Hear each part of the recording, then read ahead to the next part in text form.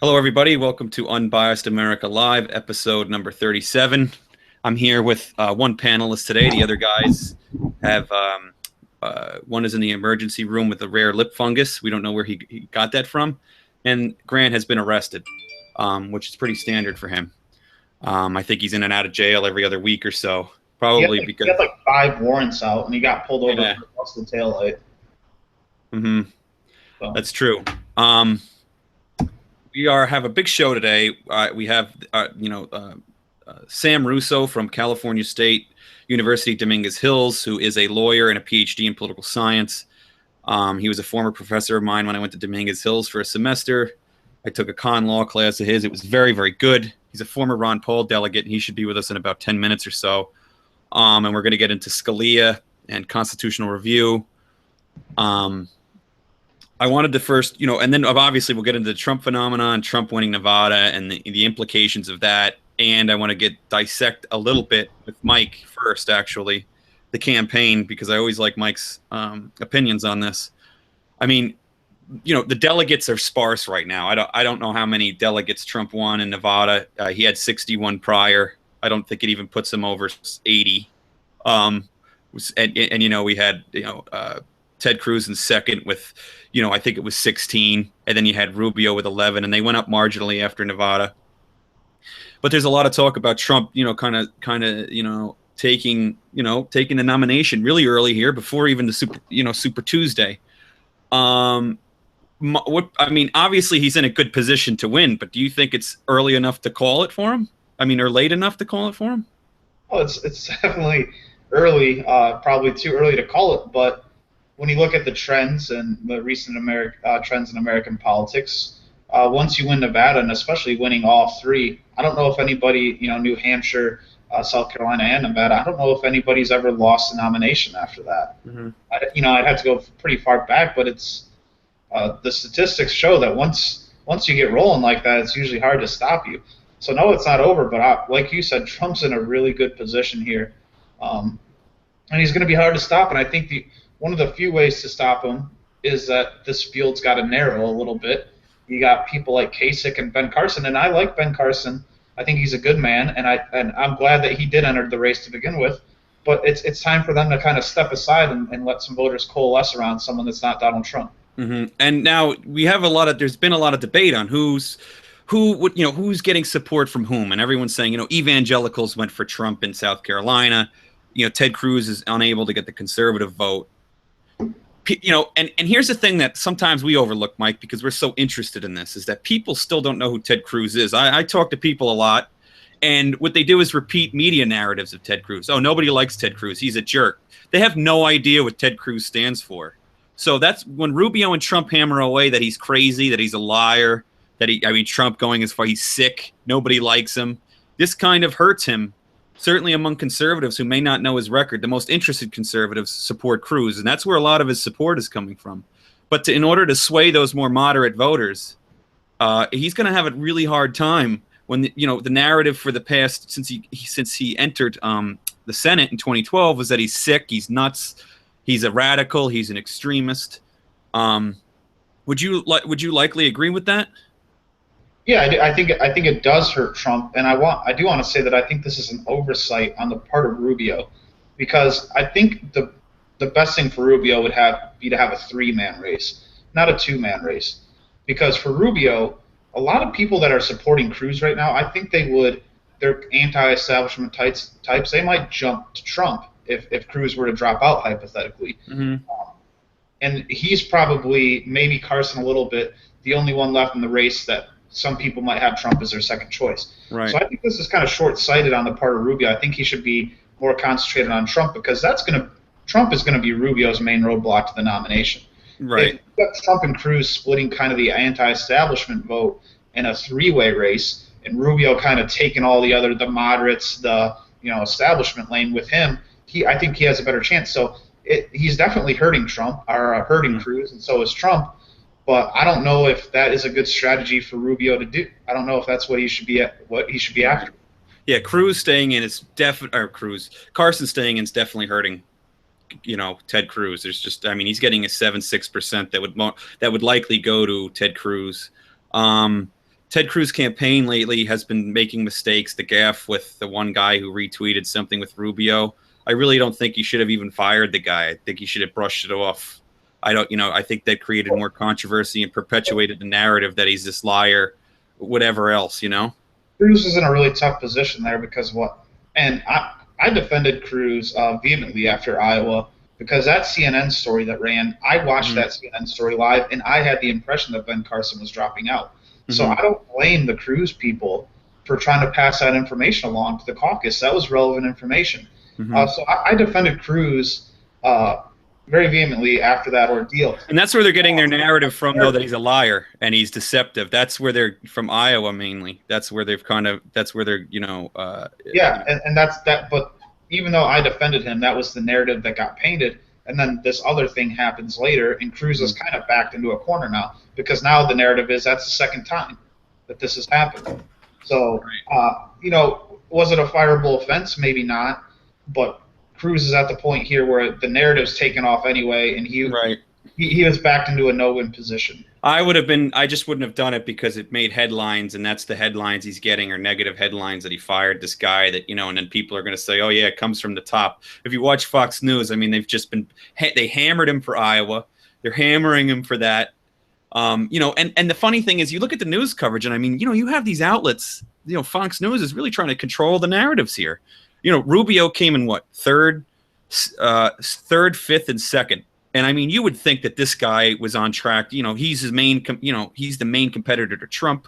He's the only guy that can win. You're starting to hear this now, these murmurings of, the McCain, Romney in the past. This is the only guy that can do it. And, here's Cruz that came in first, second, first, second, third? Or first, third? It was, no, he came in first in New Hampshire, first in Iowa, third in New Hampshire, second in South Carolina, right? Right. Yeah, and third in Nevada. So yeah, he's had generally better performances than Rubio. I don't know. I think we might have lost Will here. Oh, well, here we go. If we lost Will, I get to do the show by myself, which is extremely entertaining for all the viewers, I'm sure. But just to fill some space in while Will is gone. One of the things that I think that Cruz really needs to do is Cruz needs to go on the offensive a little bit here. He's been kind of backtracked into taking the defensive. Rubio and Trump are really ganging up on him. So it's time for there he is. It's time for Cruz to go on the offensive. I was just saying, filling some space while you were gone, that if Cruz is going to hang on to this campaign, he's been backed into a corner and he needs to start going on the offensive a little bit here. They've been kind of tag teaming him, and now he needs to kind of punch his way out of that corner a little bit. Going forward. I agree. I don't know why it keeps booting me. I can't figure it out, but I'll figure it out eventually, I suppose. Maybe this will work better. What was I going to say again? Now that I booted me, I got all tripped up. What was the last thing we were talking about? The narrative that Rubio is the guy that's going to. Oh yeah. I've seen that everywhere. It's really starting to annoy me. But you'd think at this point, Cruz doesn't have a shot at it anymore.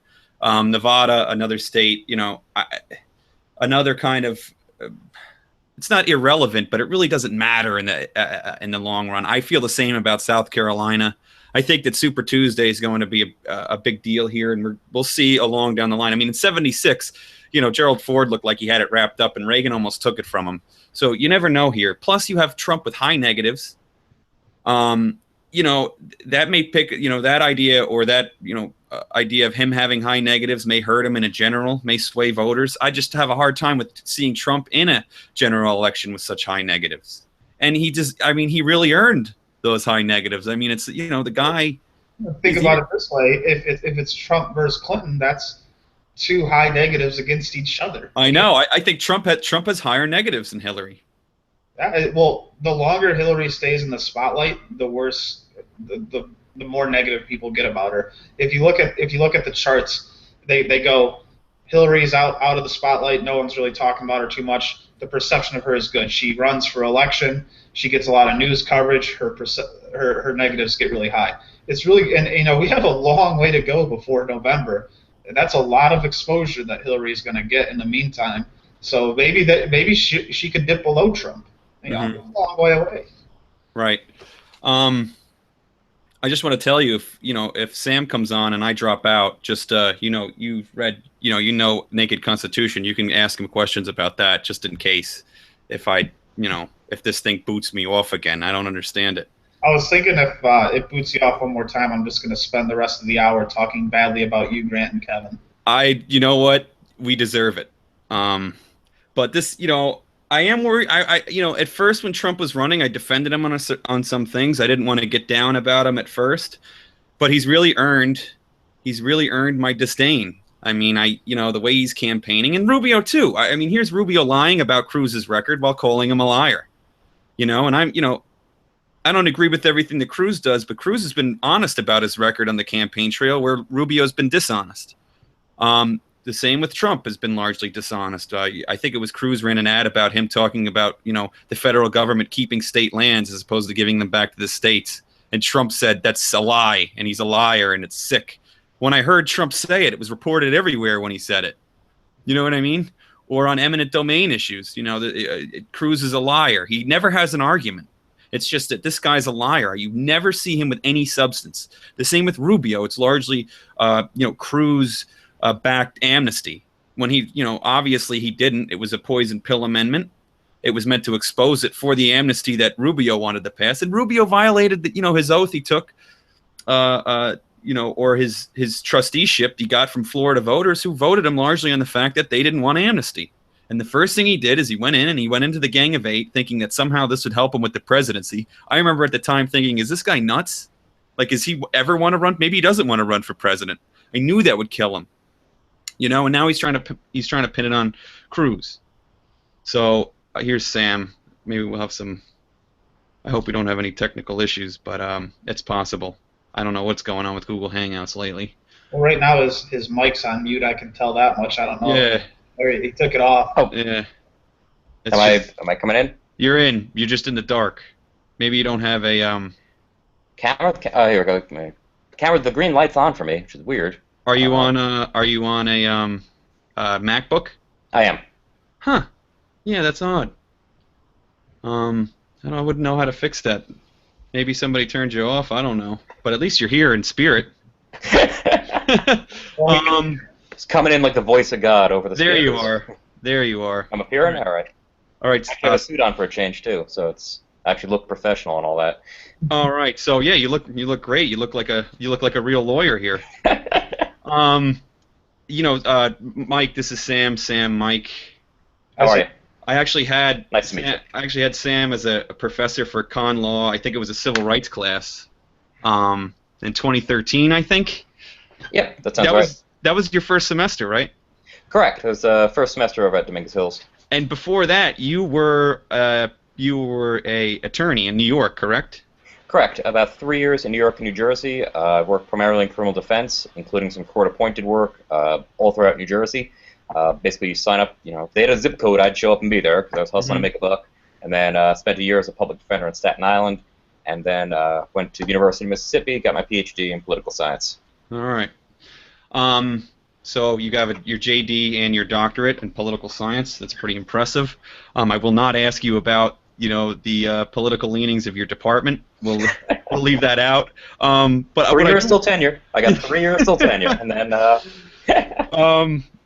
What I do want to ask you, though, and Mike has actually just read a book. We had a former guest on, Adam Friedman, who wrote a book called The Naked Constitution, and it's largely on originalism and how to interpret the Constitution. And obviously, with the passing of Scalia, a lot of people are talking about originalism, which nobody has really talked about much before. As a matter of interpretation, would you agree, in principle, with the concept of originalism? That from Scalia's, the Scalian approach, Scalia-ian approach? I would say almost putting aside the topic of Scalia. I mean, Scalia and originalism, it's tough to untangle the two because he was kind of the leader of that school of thought.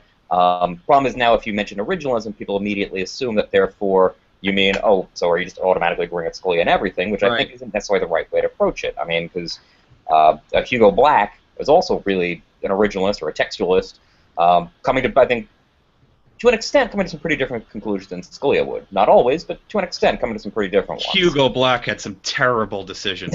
I mean, terrible. But yeah, he had some good ones, but, you know, the problem is when they have a terrible one, it reverberates.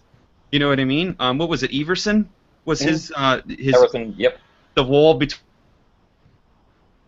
This happens to Will quite frequently lately. He just drops out. Is he frozen on your screen? Yeah, he's frozen on my screen. He's back. Yeah. And he's frozen again. I got a picture-in-picture of two frozen Wills there. Last week I had a screen cap of like 3 or 4 of them just at the bottom. So you were talking about the Everson decision. He kind of got cut off. What was it you were saying about that? I mean, where I was kind of going with just the idea of whether we're talking about a textualist or originalist approach. I think we want to be careful when we're talking about the method of constitutional interpretation, not to so much identify with one justice or another, whether it's Black, whether it's Scalia, whether it's Stephen Thomas for that matter. Because even though in theory a school of thought like textualism, originalism should lead to fairly consistent opinions, right. We can pretty comfortably say, looking at those 3 justices, you get 3 pretty different opinions from 3 pretty similar approaches. So kind of going to Will's earlier question, what do I think of the school of thought of originalism? I mean, as a method of constitutional interpretation, I think it's the first one we should start with. You know, let's actually look at what the document says, let's look at what the words mean, and let's try to start from there. I think that's a different conversation than, though, what do you think of the legacy of Antonin Scalia? So kind of we'll leave that there for now and kind of pick it up. This damn thing. All right. I'm back. I'm back as myself. I don't know how long it'll keep me on. It's been booting me of late. But Mike has constitutional knowledge too. We actually just started a page together, I should say, Being Constitutional, in which we'll talk about certain things. But I did want to talk about Scalia and, you know, who really is the intellectual leader of originalism. In fact, I had to say that even now, Thomas, I think, is my favorite Supreme Court justice, just because his decisions obviously had, or his dissents have some impact as well. But I always liked that he used so much evidence for originalism in a lot of his dissents and a lot of his majority opinions. And I think when Scalia did deviate from originalism, it was because he wanted to. It was like a political move, if that makes sense. Mm-hmm. He wanted to be the one writing the majority opinion and not just absolutely decimate, you know, whatever they were ruling on at the time. He wanted to keep it. You know, he wanted to constrain it. You know, if it was something on the Commerce Clause and he felt like they were going to go too far, he would write the majority opinion and kind of rein them in. Would you agree with that? Yeah, I think that, and it's interesting you bring up Thomas too. I think Thomas and another person I would actually mention, not an originalist, but someone else in terms of consistency and having a really intellectual school of thought or approach to interpretation would be Rehnquist. Oh, yeah. I think both Thomas and Rehnquist more than Scalia, and I'm not going to Antonin Scalia is a son of Xavier, as am I. You know, if you go to Xavier, I've always got your back, same high school. But, you know, I think Scalia, as you said, sometimes you saw a little bit of a political means to an end to some of his decisions. Not often, but you saw it. I feel like you don't see that as much with Thomas, and I think, especially later on, you really didn't see it with Rehnquist either. I mean, these were, I think, you know, I can maybe hope that Thomas is developing into almost a Rehnquist on the court, someone who has a very clear, understandable approach to interpreting the Constitution, and to, rather than just it's an ideological peg, you know, how is this issue going to get decided? Well, which party does it happen to favor, or does it favor criminal rights over rights of the state, etc.? You can pretty much say, all right, here's how this justice approaches the Constitution, and that's going to actually flavor their opinion. Right. Which, as someone who, you know, trained as an attorney and background in law, we like to think, or at least live in the fiction, that that's how it is. Just cases get decided, rather than which party did the appointing. Well, we can use that as a proxy for their vote, and with a pretty high degree of probability, predict their vote every time out, which is a little depressing, if not realistic. In your opinion, would you consider, you know, Rand Paul and Ted Cruz originalists? I would actually like to look at. It's something I should have done. It's an interesting kind of project I'm trying to get started on. Some of Cruz's arguments as Solicitor General. I mean, Paul's tough to say because Paul can make statements. Paul worked in the Senate, but Paul never actually worked an attorney. I mean, Paul was, you know, has a medical background. So actually, you know, do the deeds match the actions? It's harder to say with someone who's never actually had to put it into practice. With Cruz, we have a degree, we have a history. we can look at his actions as Solicitor General, which I'm actually really interested in checking that out. Hint, hint, I'm looking to write a paper with me.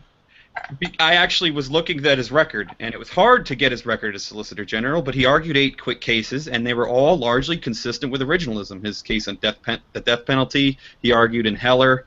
I can't remember the case in 2005, but they were all largely originalist. You know, I'm against the death penalty. I don't like the death penalty, but the Constitution does not at any point outlaw the death penalty. So, I mean, if you're looking at it, if I'm an originalist, I'm looking at it from that. I have to say that this document does not outlaw in any way, describe as cruel and unusual punishment the death penalty. Right. You can't have. Right, and again, go ahead. I think we're in a fairly similar boat there too. But right, being that the death penalty wasn't in existence at the right in the Constitution, there's a separate cruel and unusual punishment clause, which clearly did not mean to apply to the then existing punishment for example, treason. Right, and an individual right for guns.